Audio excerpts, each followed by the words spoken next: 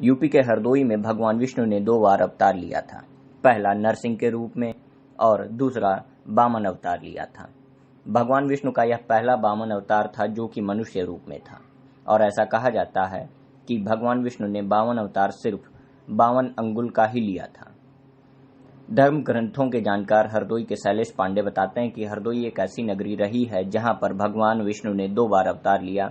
एक तो हिरण्यकश्यप का वध करने और भक्त प्रहलाद की रक्षा के लिए, दूसरा राजा बलि के देवलोक को जीतने और इंद्र की पदवी हासिल करने के सपने को चकनाचूर करने के लिए लिया था। ग्रंथों में वर्णित है कि राजा बलि जो कि भक्त प्रहलाद का वंशज था, और ऐसा कहा जाता है कि राजा बलि चक्रवर्ती राजा हुआ करता था। दैत्य गुरु शुक्राचार्य से राजा बलि ने देवलोक को हथियाने और इंद्र की पदवी पाने के लिए हवन कराया था। सर, हरदोई के विषय में एक कहानी प्रचलित है कि यहाँ पर भगवान विष्णु ने अवतार लिया था। कौन सा वो अवतार था और क्या घटना? देखिए, भगवान विष्णु के 2 अवतार यहाँ कहे गए हैं हरदोई में। एक तो नरसिंह अवतार था, जिस नरसिंह अवतार में उन्होंने हिरण्यकश्यप को मारा था और अपने भक्त प्रहलाद की रक्षा की थी, तो वो तो उनका हुआ नरसिंहावतार।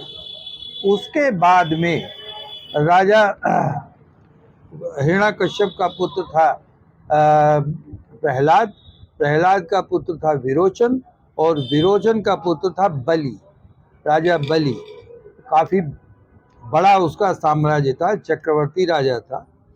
उसने एक यहीं हरदोई में ही 52 जो है, 52 कस्बा जो है, वहीं उसने एक बड़े यज्ञ का को आहूत किया था कि उस यज्ञ के जरिए वो इंद्र की पदवी पर बैठ जाएगा। इसलिए उसने वो यज्ञ किया था। यज्ञ उसका सफल था, पूरी तरीके से सफल था। शुक्राचार्य जी उसको करवा रहे थे, जो कि दैत्यों के गुरु थे, काफ़ी योग्य मतलब ज्ञानी थे। तो उन्होंने करवाया। जब लास्ट आ गया उसका, तब भगवान विष्णु ने वामन अवतार लिया। वामन अवतार जो 52 अंगुल के हों, 52 अंगुल के, अंगुल मतलब ये होता अंगुल, इसी 52 की जगह कर दो एक के पीछे एक, तो वो 52 अंगुल के थे, बिल्कुल जरा से इतने बड़े।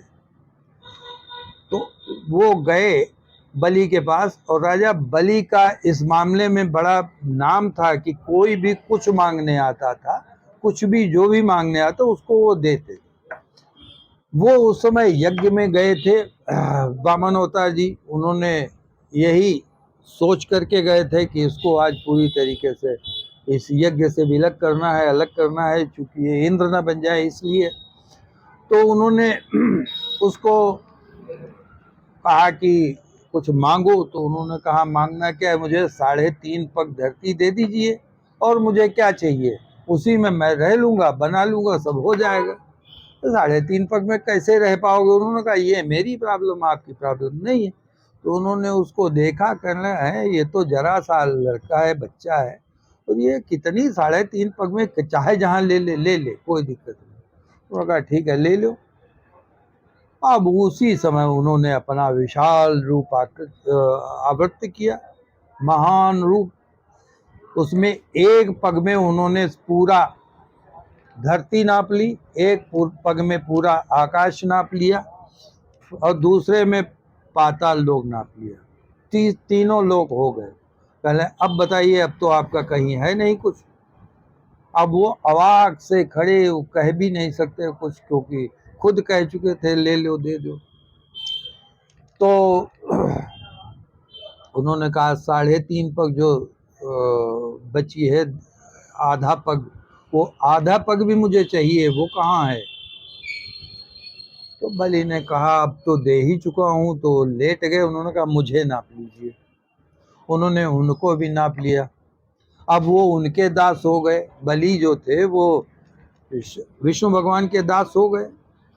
अब उसके बाद ये स्थिति होती है कि जो कुछ देता है वो भी कुछ मांगता है लेने वाले से। तो उन्होंने उनसे कहा कि अब आप भी मुझसे कुछ मांगिए। तो उन्होंने कहा ठीक है, अब मैं तलातल में रहूँगा जा करके और तलातल में अपनी व्यवस्था करूँगा। लेकिन एक चीज़ है, वहाँ जो मुख्य प्रासाद जो है जिसमें मैं रहूँगा उसके 4 दरवाजे होंगे और चारों दरवाजों पर आप हर समय मुझे मिलें। जब मैं जहाँ से निकलूं तो वो उनके दास हो गए, वो उनके दास, वो उनके दास। तो अब विष्णु भगवान के, अब उनको तो जो कहना था वो भी उन्होंने कह दिया, ठीक है। अब वो चारों द्वारों पर खड़े मिले जब वो जाएं।